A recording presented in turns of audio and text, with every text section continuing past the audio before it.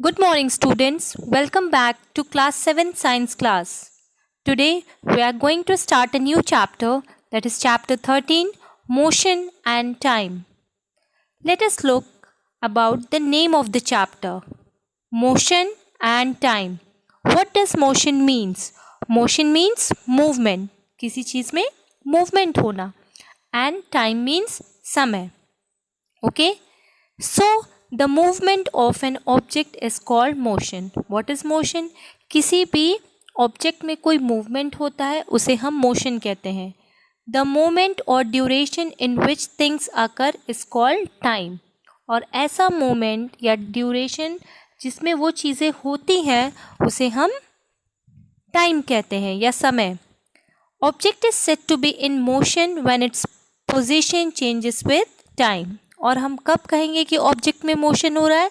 जब वो अपनी पोजीशन समय के साथ चेंज करता है. For example, when position of a car changes with time we say that the car is moving और that car is in motion. Example के लिए हम कह सकते हैं कि कार की पोजीशन में चेंज हुआ है समय के साथ. कब? जब कार मूव कर रही है, when it is in motion. The motion of all the objects are not of the same type. और ये ज़रूरी नहीं है कि सब ऑब्जेक्ट का मोशन सेम ही हो. Every object have different motion. Different objects show different types of motion और मूवमेंट. अलग अलग ऑब्जेक्ट अलग अलग मोशन शो करते हैं या एग्जिबिट करते हैं.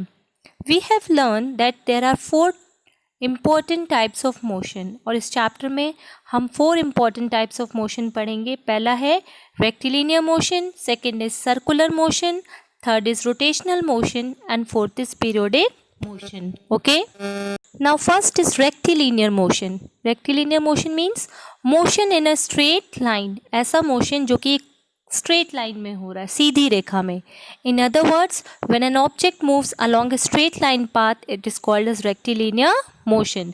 So when an object is moving in a straight line or straight path, it is called as rectilinear motion.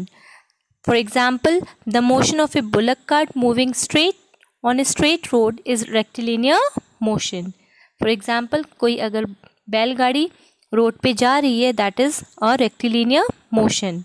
Some other examples of rectilinear motion are motion of a horse pulling a cart on a straight road, motion of a train on a straight bridge, and the march past of soldiers in a parade. These are all examples of rectilinear motion. Linear means straight. Okay, now circular motion. A round path having the shape of a circle is called circular path. तो कोई भी round path, गोला सा path जो होता है, रास्ता जिसका शेप सर्कल की तरह होता है, उसे हम सर्कुलर पाथ कहते हैं. For example, when an object moves along a circular path it is called as circular motion. और जब कोई ऑब्जेक्ट सर्कुलर पाथ में मूव करता है वैसे मोशन को हम सर्कुलर मोशन कहते हैं. For example, the earth moves round the sun is an example of circular path. जो अर्थ है वो सन के चारों ओर चक्कर लगाती है, that is an example of circular path. So, the motion of the earth around the sun is circular motion. Some other examples of circular motion are motion of a child in a merry-go-round झूले पे and motions of a pedal of a bicycle. और अगर हम देखेंगे जो cycle के pedals हैं हम उनको लगाते हैं तो वो भी सर्कुलर मोशन में मूव करते हैं. Now third is rotational motion. Okay. When an object turns or spins about a fixed axis, it is called as rotational motion. जब कोई ऑब्जेक्ट अपने फिक्स्ड एक्सिस पे टर्न करता है, मूव करता है, it is called as rotational motion. For example, Earth turns round and round on its axis like a spinning top. Top मतलब क्या? लट्टू. फॉर एग्जाम्पल, जो हमारा अर्थ है वो भी अपनी एक्सिस पे क्या करता है? मूव करता है, जिससे कि रोटेशन एंड रेवोल्यूशन होता है, जैसे कि लट्टू घूमता है. So the spinning of the earth on its axis is an example of rotational motion. Okay, and the turning of the blades of A fan also represents rotational motion. आपने देखा होगा आपके सबके लोगों के घर में फ़ैन होता है, जो उसके ब्लेड्स होते हैं वो भी क्या करते हैं, रोटेशनल मोशन में मूव करते हैं. Now the last is periodic motion. The motion which repeats itself after regular interval of time is called periodic motion. ऐसा मोशन जो एक रेगुलर इंटरवल के टाइम पे होता है उसे हम पीरियोडिक मोशन भी कहते हैं या ऑसिलेटरी मोशन भी कह सकते हैं. For example the swinging of a pendulum. अगर एक पेंडुलम हम लेंगे और उसको स्विंग करेंगे, हिलाएंगे, तो आप देखेंगे वो एक बार आगे जाएगा, एक बार पीछे, एक बार आगे, एक बार पीछे. तो ऐसे मोशन को हम कहेंगे पीरियोडिक मोशन या oscillatory motion. Some other examples of periodic motion are motion of a swing. झूला, झूला भी आपने देखा होगा, एक बार आगे आता है, एक बार पीछे. Motion of hands of an athlete while running a race. Motion of a child on a seesaw and motion of a hammer in an electric bell. So there are 4 types of motion: rectilinear motion, circular motion, rotational motion and periodic motion. Now we will study about our next topic, slow and fast moving objects. Slow मतलब धीरे और fast मतलब तेज. It is a common experience that the motion of some objects is slow whereas that of the other object is fast. हमने observe किया है कि कुछ ऐसे objects होते हैं जो बहुत slow होते हैं और कुछ fast होते हैं. The point will become clear from the following example. Suppose our school is at a distance of 4 kilometers from our home. If we go to school by bicycle, it may take about 20 minutes time to cover the distance and 4 kilometers to reach the school. On the other hand, if we go to school by school bus, the same distance of 4 kilometers can be covered in say only 5 minutes. This means that a bicycle takes a longer time. ठीक है, 20 minutes ले रहा है 4 kilometre के distance को cover करने के लिए. वहीं पे जो हमारा बस है वो शॉर्टर टाइम ले रहा है 5 मिनट सेम डिस्टेंस को कवर करने के लिए.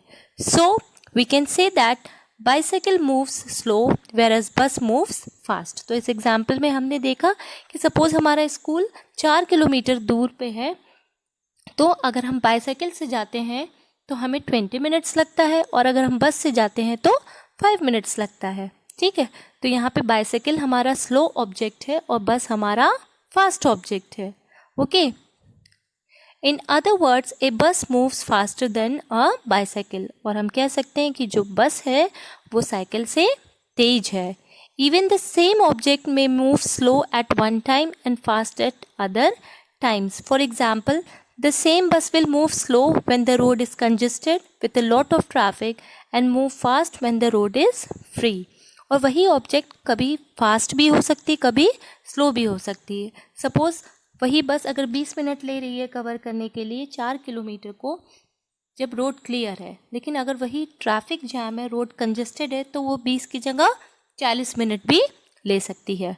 From the above discussion, we conclude that an object which takes a longer time to cover a certain distance is called slow, whereas the another object which takes a shorter time to cover the same distance is said to be fast. ठीक है, तो ऐसी object जो ज़्यादा समय लेगी distance को cover करने के लिए वो स्लो होगी, और वही ऑब्जेक्ट जो कम समय लेगी सेम डिस्टेंस को कवर करने के लिए वो फास्ट होगी. The most convenient way to find out which of the two objects is moving faster is compare the distance moved by them in a unit. और सबसे easy way है क्या कि हम उसको compare करें by a unit कि कौन सी object fast है कौन सी slow. The distance moved by an object in a unit time is called the speed of the object. ठीक है, तो जो कोई भी ऑब्जेक्ट यूनिट टाइम में कितना डिस्टेंस कवर कर रही है उसे हम ऑब्जेक्ट की स्पीड कहेंगे. This means that we can find out whether an object is slow और fast by knowing its speed. तो हमें अगर स्पीड पता है तो हम बता सकते हैं कि ऑब्जेक्ट फास्ट है कि slow. A slow moving object is said to be have a slow speed. On the other hand, a fast moving object is said to be having a high speed. ठीक है, a higher speed indicates that a given distance has been covered in a short time. तो high speed से क्या पता चलता है कि object ने वो डिस्टेंस शॉर्ट टाइम में कवर किया है. We will now discuss the speed of objects like scooter, motorcycle, cars, buses, trucks moving along a straight line path in detail. अब हम इसके बारे में डिटेल में पढ़ेंगे in our next class. Okay, so in next class